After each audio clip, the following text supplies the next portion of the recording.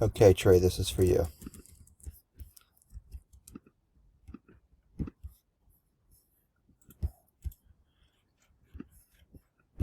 So, you were missing the lower extremity on your assignment. So we're going to help you with that. So starting with the right foot, if you look here, this first joint, this is the DIP, distal interphalangeal joint. There is no PIP because this is the first toe and there's only 2 phalanges. So this would be the metatarsal phalangeal joint, and this would be the interphalangeal joint, and we call it the distal interphalangeal joint right here between these 2 bones. Moving across, you can see only 2 phalanges here.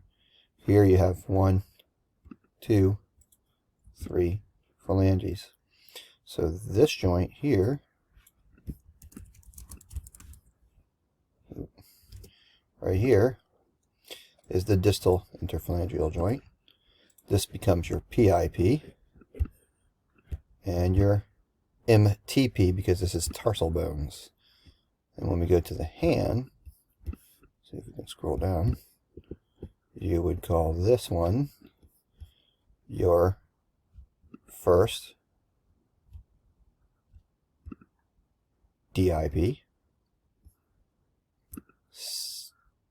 and this is your first MCP, and then this would be second MCP for carpal instead of tarsal, metacarpal phalangeal joint, MCPs.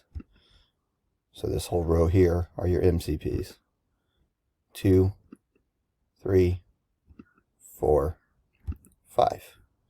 PIPs, 5, 4, 3, 2, and no number 1 PIP. DIP, 1, 2, 3, you get the point. You've already done the upper extremity, so we're going to finish with the lowers. Moving distal to proximal, you then go to the next joint line. So we've already named the DIP and the MTP. We're going to come up here and name this joint right in here. This is a tarsal metatarsal. So these are your tarsal bones. These are your, these are your metatarsals, and these are your tarsal bones. They actually have names. If you look here on the screen, this is the cuneiform. So the true name would be cuneo-metatarsal or tarso-cuneiform joint. But you guys are only responsible for knowing that they're tarsal bones. So if you call it the tarso-metatarsal, that is also acceptable and often used in medical terms. We'll call it the tarso-metatarsal joint, and they'll just name the number. So it would be tarso-metatarsal joint 1, tarso-metatarsal joint 2, tarso-metatarsal joint 3, and it's assumed that you know that these bones here are all cuneiforms, and this one, the last one, is a cuboid. Again, you don't need to know that, but then if you say tarso-metatarsal joint 5, we would know it as the cuboid metatarsal joint, or cuboido-metatarsal joint. Moving proximal again. Oh, totally lost him. Where did he go? Sorry. Moving proximal from there, you have the next joint moving up the foot, and these would be the intertarsal joints, or in between the tarsal bones, intertarsal joints. You also have intertarsal or intercarpal joints in the hand, so it's just all the joints in between. You could get specific and name these if you're a podiatrist, a foot doctor. We're not going to do that here. Moving up, this is a tarsal bone here as well, and this is your lower leg bone, your tibia, and so we would name this joint here the tibiotarsal joint, or specifically this is the the talus, so it would be the tibio-tailor joint. And you see here it says talus right here on the left. So tibio-tailor joint, and you also have a Tarsal joint, known as the Tailor Joint, in between these two bones. As we move up the leg, we have the bones, the lower leg bones, the tibia and the fibula. So you would say the tibiofibular joint. We have a distal one and a proximal one right in there. So two of them, proximal, distal. And remember, where two bones meet is a joint, so you have a meeting here and here, but you also have a meeting through the whole entire shaft of both bones.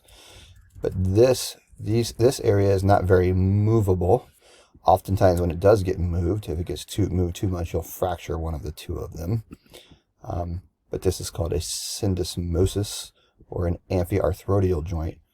It's very different from the synovial joints, which we're naming here. So you don't need to name the amphiarthrodial joints, just the synovial joints. So you wouldn't name this one for this assignment, but did want to make you aware of it.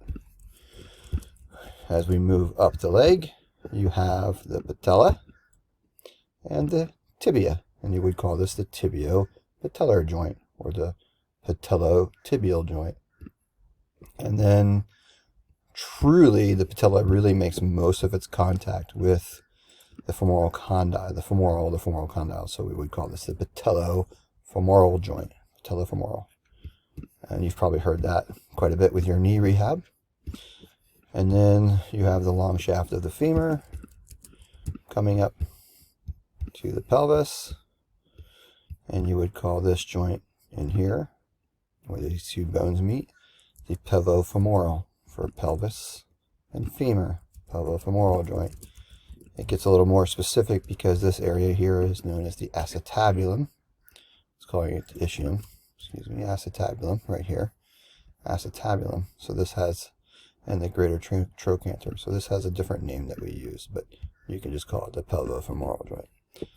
And then the last joint for this assignment that you would name is this one here, in between the sacrum and pelvis. Okay? So this is called the sacroiliac, because we also call it an iliac versus a pelvis. Sacroiliac joint, or SI joint for Sports Illustrated. That's how I memorize it. So Sports Illustrated joint, or sacroiliac joint. Here's a view from the backside. Right in this space in here.